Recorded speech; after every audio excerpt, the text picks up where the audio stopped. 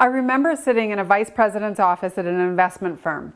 We were looking at his strategy about how he was going to grow his personal brand and the branch's brand in the community. And we'd identified the key people who we needed to meet, and we identified the key events where he had to be. And I looked at him and I said, you know, Dave, I'm sensing a bit of resistance that you really don't want to go to these events. And he said, that's because I don't. And I said, well, why not? He said, you know, I've always felt that when I go to an event that there's this pressure on me, that I have to hook, line, and sinker our next client, or, you know, close the deal and you know, hone in on the people who I need to meet. Having that attitude is not going to help us win in our communities with one TD. It's not going to create the brand of authenticity and invite people in to choose us over the competition. So instead, I encourage Dave, just as I'm encouraging you, to think of an event only as a moment in time where we can find the people with whom we connect enough that we want to connect again. Now, events are wonderful opportunities to find people with like-minded interests, and you know, whether you're inviting people to come or you're going into somebody else's event, you have an opportunity. Now, there's a cost to being in the room. Not only your obvious costs, like the ticket price and what it costs you to get all dolled up and go and all of that, but you're away from doing your actual client work, and you know, away from your family and other things that you could be doing. So when we walk into a room, we want to be sure that you are getting value for being there.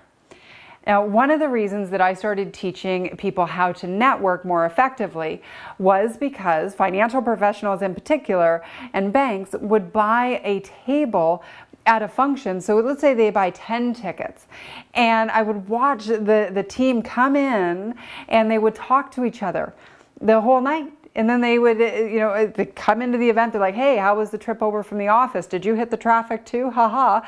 And then they have that chat and maybe say hello to a few other people. And then they go and sit at a table together, and then they leave 4 or 5 hours later and wonder why they're not getting the kind of value that they were hoping to get from the sponsorship of an event. Now, obviously, if you are hosting an event where all eyes are on you, that could never happen.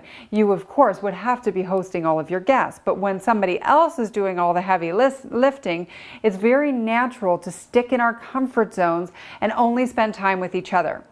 So a great rule of thumb is that if you are at a public event and you're talking with one of your team members, then always be sure that there's somebody else who is not with TD included in the conversation. That will help us avoid what I like to call the very expensive office water cooler conversation. So if it's you and another TD person, be sure there's another non-TD person, whether a prospect or a client, joined into the conversation. Now, some of you may be watching this and thinking, hey, I know how to network, and this is something that comes naturally for me. Congratulations, lucky you, because it doesn't come naturally for everyone. Then there are people who really struggle with networking. They're like, oh, please don't make me go to an event. It's like pulling teeth. And for you, we want to give you the tools so that you feel confident with it and you feel comfortable. Now, there's a big difference between being busy and popular and being profitable. And so those of you who love networking, you may know a lot of people, but are you bringing the business through the door? That's what we want to achieve. And for those of you who struggle with it, you may be surprised to know that TD's brand is more impacted by you and the interaction that you're having in our communities. And that's what's going to influence their gut reaction or the brand and their opinion of TD. That's why it's so critical that we understand that every person plays an important role. Now, in the worksheets, you're going to see 5 critical questions that you need to ask before you go into an event. And part of that is around what is the role everybody is going to play at an event. Now, this could be applicable to if you're hosting the event, sponsoring the event, or even sometimes when you're just going to an event. Understanding those roles and seeing it happen can help you become more effective in where you place yourself in an event and how you approach your interactions with people.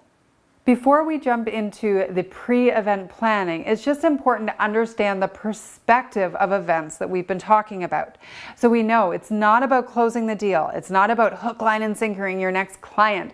It's not about having inappropriately confidential conversations that should be better placed for in a private scenario. What it's all about is finding the people with whom you connect enough that you want to continue the relationship by connecting again.